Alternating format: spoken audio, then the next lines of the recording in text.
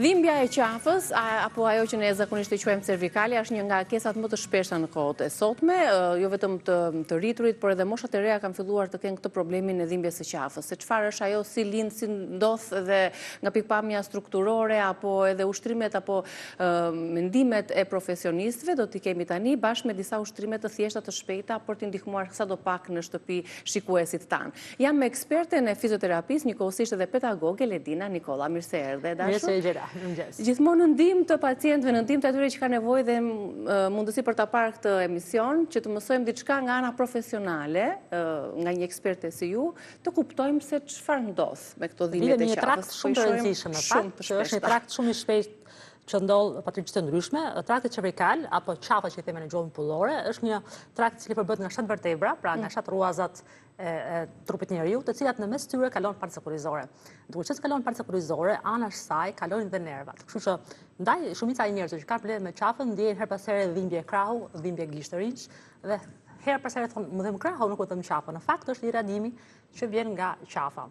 Patologjitë janë të shumta, që nga më e thjeshta, që është cervikalgjia, dhe cervikalgjia në këtë rast është thjesht dhimbje muskulare. Pra asnjë lloj dëmtimi në strukturë. Çfarë të thotë kjo? Që në radiografi nuk rezulton asgjë. Bën rezonancë pacienti, nuk ka asgjë, ndërkohë dhimbja konsiston. Kjo mund të ndodhi që muskulatura kontraktohet si pasojë e ndryshimeve klimaterike, si pasojë një stresi të vogël, sepse stresi i madh për kohë të gjatë sjell probleme edhe më të mëdha pastaj. Pozicionimet e punës janë shumë të rëndësishme, sepse nëse ne kemi individ që punojnë për kohë të gjatë në strukturat sedentare, me telefona, me kompjuter etj. Me radhë, koka shkon shumë përpara dhe automatikisht i kanë gjithë muskulaturën e thellë dëmtuar. Shpeshherë pacientët thonë që unë kam muskujt relaksuar se i ndjej me dorë. Në fakt, muskulat që dëmtojnë strukturat cervikale nuk janë ato që preken dot. Janë shumë më dip, janë shumë më thellë që ne trajtojmë me dorë. Kështu që trakti cervikal është i rëndësishëm edhe për mbajtjen e kokës, është i rëndësishëm edhe për frymarrjen tonë, sepse muskujt e qafës janë muskujt ndihmues dhe tek frymarrja. Ndikojnë te frymarrja, pra njerëzit nuk ngopen mirë me patjetër, për shembull, individët që janë duhanpirës e kanë shumë të kontraktuar muskujt e qafës, kjo zona këtu, për shembull, që janë muskujt skaleni dhe muskujt sternocleidomastoideo, rrotullues, janë muskujt përgjegjës edhe për frymarrjen. Muskulli kryesor i frymarrjes është diafragma, që ndodhet këtu, dhe njerëzit kanë shumë të thjeshtë për të kuptuar nëse është apo jo, sepse kur bëjnë lëvizje të shpejta, nuk ngopen dot më njëherë, por edhe kur janë shtrirë, e ndjej se u ka një mungesë ajri, thotë se ka oksigjen. Kështu që automatikisht janë të lidhura bashkë. Kjo është një arsye pse në fizioterapi, në seancë fizioterapisë ne gjithmonë trajtojmë dhe i mësojmë pacientëve edhe frymarrjen. Sigurisht në njerëz që janë të rëndësishëm për ta kuptuar, se jo gjithë mund ta kuptojnë si fenomen çfarë është kjo gjë. Si duhet të ketë frymarrje të rregullt? Dhe frymarrja ideale është pacientja merr frymë me hund, në këtë rast fryn barkun, pra ti imagjino se u ke një tullumbac te barku dhe fryn bravo, dhe pastaj e shfyl me gojë. Ja, më dëgjon, për shembull. Merr me frymë dhe pastaj bravo, deri në fund. Në këtë rast bën një rezistencë. Kjo më tregon që frymarrja është e ngarkuar. Që më tregon menjëherë që edhe qafën do e ketë të ngarkuar si rrjedhoi diçka tjetër. Patologjitë janë më të shumta, ajo që kanë dëgjuar më shumë shqiptarët është spondilartroza e famshme. Edhe që vuajnë më shumë ti, jo që kanë dëgjuar, po që famshme sa në shumë vende të botës tani nuk u quhet më diagnozë patologjike si rrjedhoi e këtyre jetës që po bëjmë, sepse të gjithë ne që po jetojmë në këtë epokën e teknologjisë, jemi prirë të pasur. Domethënë, kur erdha sot në punë, në të dyja krahët e mi që qarkullojnë makinë, ishin 2 çifte, të dy me këto qaforët që themi ne. A vjen vërtet këto qaforët rregullojnë diçka? Qaforët, jo më lakse dia po stoja me pacientët që qaforët duhen mbajtur në rast se kemi kontraktura të thella dhe dhimbje të forta akute për momentin. Nëse mbahen për kohë të gjatë, më shumë se 1 apo 2 orë në ditë, bëjnë krejtësisht efektin e kundërt sepse nuk lejnë zhvillimin e muskulit. Pra nuk e lejnë forcinë e muskulaturës, nuk e mbrojnë shtullën korrizore dhe bëjnë efektin e kundërt. Problemi i Tiranës është kjo që shpeshherë ka kolpa difrusta, pra ka frenime të shpejta. Nëse bëjmë të frenime të shpejta, sigurisht që qafa do të ketë dëmtime të tjera. Po simptomat e tjera, s'ta kuptojnë që po vuajmë nga ky problem, se sëmundje nuk mund ta quajmë. Ka njerëz për shembull që kanë tinnitus. Tinnitusi është kjo zhurma në vesh. Thotë dëgjoj një pip gjithkohë në vesh. Por duhet të ketë kujdes sepse tinnitusi mund vijë edhe nga një otit, mund vijë edhe nga një fiksion i veshit, pra jo vetëm nga qafa. Tinnitusi vjen nga sëmundjet e tjera të sistemit nervor qendror. Por nga qafa, ti e kupton që është qafa pasi 3 seanca terapi ta ka zhdukur. Sepse musatura, kontraktimi i musaturës bën që kjo adrenalina të shtohet, kortizoli të shtohet dhe ta mbledh musaturën. Duke mbledh musaturën, nervi nuk funksionohet siç duhet dhe jep të zhurmën e vesh. Shpeshherë ka njerëz që vuajnë edhe nga vertigo. Marrja mendve. Edhe vertigo në këtë rast, edhe zonja në fjalë, nuk është vetëm nga qafa. Pra ka vertigo pozicionimi, ka njerëz që thonë për shembull që unë vetëm kur lëviz kokën, anas apo majtas apo djathtas, me jep sikur mërtohet ambienti. Ka njerëz që kanë shumë të fortë gjithë kohës, pra rretohet ambienti gjithnjëherë. Ose kur shtrihen. E pozicionimit, pra që është vertigo B1 që themi ne, është kjo kur lëviz kokën, ndërsa vertigo nga qafa, përgjithsisht është vertigoja që vetëm kur je shumë i kontraktuar, ti e ndjen ku ka lëvizje të mëdha. Për shembull kur çohet nga ulur në këmbë, ajo vertigo e qafës. Vertigo pozicionimit të vogla është pasaj kur bën thjesht një ekstension qafe. Pra kur i bëj vetëm kaq lëvizje pacientes, ai thotë, "Ok, stop, lutem të se po merret, po rrëdhohet dhoma." Në këtë rast ke të bëjmë me vertigo pozicionimi. Në rastet e dhimbjeve, sido që të jenë ato, dhe ne gjithmonë i perifrazojmë, themi kemi cervikalen nga vjen si vjen. Çfarë simptomash të tjera na bëjnë që të drejtohemi profesionistit që të fillojmë me ushtrimet, me trajtimet? Jo çdo dhimbje e musaturës shkon direkt te profesionisti, por nëse ti e shef që ke mbi 3 ditë që ka një dhimbje qafe e cila konsiston dhe ripërsëritet her pas here, do thotë që ka një problem jo vetëm muskular dhe duhet trajtuar. Sepse muskulatura e kontraktuar bën që të lëvizin hapësirat vertebrale. Pra muskujt lidhen në vertebra dhe për shembull vertebra e parë e qafës nuk është vertebra e vërtet, është e futur direkt në koka e pacientit, tek kraniumi. Në këtë rast, kjo vertebra është shumë e aftë për të rrulluar kokën. Këtë pacient aty kalon dhe një arterie. Nëse është shumë e bllokuar, si muskulatura e kontraktuar, kjo arterie nuk çon oksigjenimin njësoj. Dhe këta e ndjejnë kokën turbo, thotë orë përshëndrohet në punë, kupton sa e ndihshme është, ose unë çohem thotë edhe ndihem sikur po mrotullohet e gjithë zona, sikur jam në tym. Këto janë simptomat që tregon që pacienti ka kohë që vuan, kështu që nëse ti ndjek këto simptoma, sigurisht duhet trajtohesh patjetër një mjek. Pra minimumi që bëhet në këto situatash është një vizitë me mjekun reumatolog, ortoped apo një radiografi dhe sigurisht me fizioterapistin për të trajtuar situatën. Për t'i ushtruar, pra. Tani në kushtet e dhimbjes, jemi me një pacient që ka ardhur për dhimbjet e qafës, por këto ushtrime mund t'i bëjmë pak më të thjeshta për t'i mësuar dhe shikuesit që t'i praktikojnë edhe në shtëpi, në ato ditët e para të dhimbjes. E para punës, ne në klinikat tona rehabilitojmë dhe trajtojmë muskulaturën duke palpuar, duke kuptuar çfarë po ndodhet muskujt e saj. Pra sa e kontraktuar është muskulatura. Çekohet në këtë rast është këtu mrapa, të gjithë pacientët mund ta vendosin vetë dorën tek origjina e trapezit themi ne, dhe nëse ti e presion, tregon që është i kontraktuar. Pra është origjina e muskujt i cili është shumë i kontraktuar. Është shumë thjesht, secili nga ne mund ta kuptoj duke e provuar në trupin e tij, duke dhënë një shtyrje apo një presion mbi muskulaturën. Në këtë rast duhet të bëjmë atë çfarë nuk e bën dot vetë pacientja. Kemi të bëjmë me një qafë të drejtë, në këtë rast një humbje të harkut dhe ka dhimbje.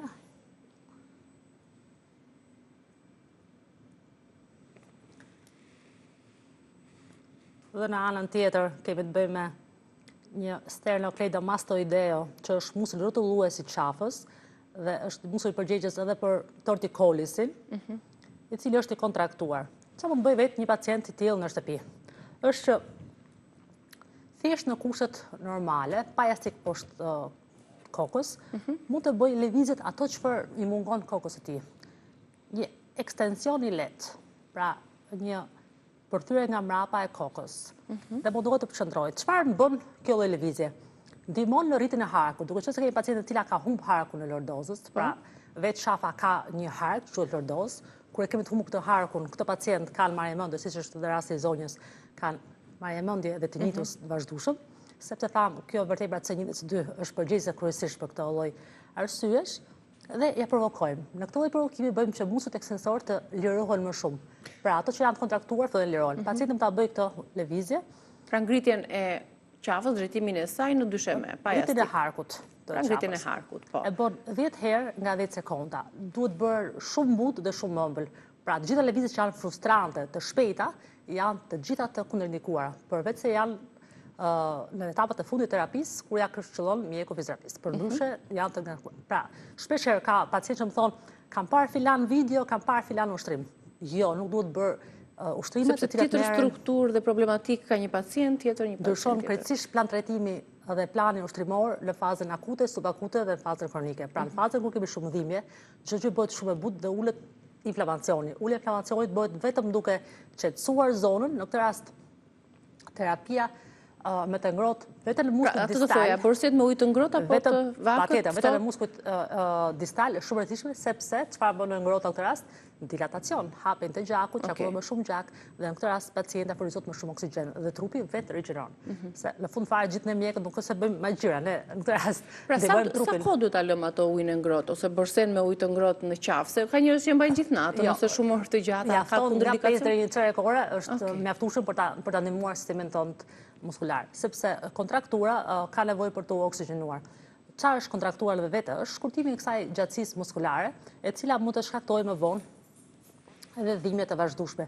Një nga gjërat që mund të bëjnë vetë pacientët në shtëpi është kjo lëvizja këtu. Pra mjekra tek supi. Edhe në gjendje të ulur, jo vetëm shtryrë. Duke trajtuar në klinikën time, do ishte në këtë pozicion pacientja dhe referon, më thuaj çfarë ndjen për shembull tani. Tërheqje. Pra në këtë rast jam duke tërhequr muskull që kam dëmtuar, pra unë duhet ta zgjas të muskull i cili të më liroj hapësirat ligamentoze për ta ndryshuar hapësirën e nervit. Duke trishur dhe duke mbajtur pak sekonda të gjithë puna bëhet që këto strukturat vertebrale ta ndihmojnë lirimin e nervit. Përndryshe, nervi vazhdon të jepë më shumë dhe këto pacientë pastaj fillojnë ndjen parestezinë, që fillojnë mpihen gishterinë. Okej. Vetëm se spondylartroza në përgjithësi nuk jep mpirje gishterish, nëse pacienti që pra shef nga ekrani vën re që pacientit kur lëviz kokën anash dhe jep një presion, fillon mpihet dora. Vetëm dora apo edhe këmba? Dora. Vetëm dora. Është problem i herës diskale të qafës, apo themi kemi të bëjmë me një ndryshim të hapësirave vertebrale. Nëse ka shkëmba, ka lidhje me mesin. Pra, trupi i njerit është ndarë në këtë mënyrë që qafa është përgjegjëse për gjymtyrën superior, për krahët. Ndërsa mesi, nëse kemi problem të mesit, pastaj pacienti referon që kam pirje gishtit të madhe të këmbës, pirje të kofshës, pirje në vend të caktuar të këmbës, sipas dermatomerëve themi ne.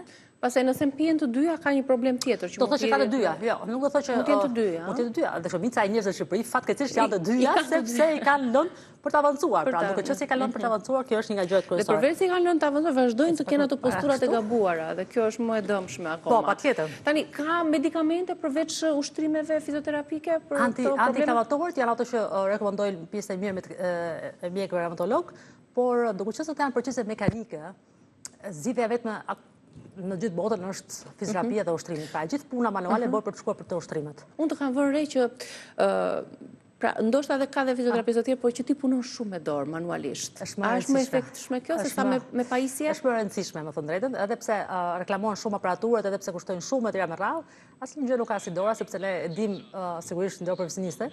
Unë në klinikën time përdor një pjesë bazike të aparaturave, sa për stimul më shumë efekt placebo i them pacientëve, që njerëzit që vdesin për aparatura, kanë shumë shef fidele aparaturave sepse kështu është vendi.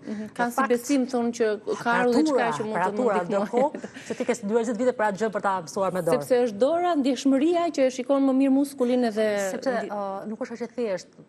Më parë ofisa me zonjën e ngrimin që problemet e qafës shkaktojnë nga probleme stomaku dhe njerëzit nuk e dinë për shkakun që shkojnë te doktori për të gastritit, por ndërkohë që mund të jetë edhe stomakut.